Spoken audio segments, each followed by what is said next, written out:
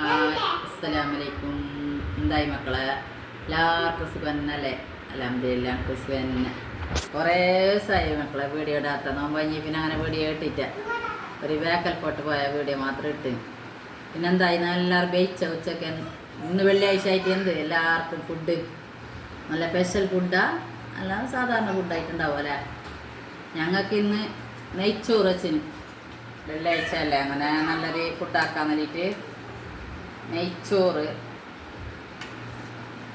പിന്നെ ബീഫിൻ്റെ കറി.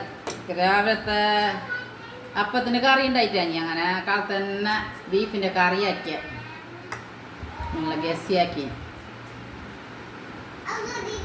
പിന്നെ പിള്ളേർക്ക് ചിക്കൻ പൊരിച്ചിന്, ചിക്കൻ ഉണ്ടായി, ചിക്കൻ പൊരിച്ച്. പിന്നെ അച്ചാറ് ഞാൻ ബാക്കലത്ത് പോയിട്ടാകുമ്പോൾ ഏട്ടത്തിൻ്റെ അടുത്ത് പോയിനെ. അപ്പോൾ അവിടുന്ന് കൊടുന്ന അവിടെ മറ്റേ എന്ത് പുളി, പേക്കപ്പുളിൻ്റെ അച്ചാറും ഉണ്ടായി, മാങ്ങൻ്റെ അച്ചാറും ഉണ്ടായി.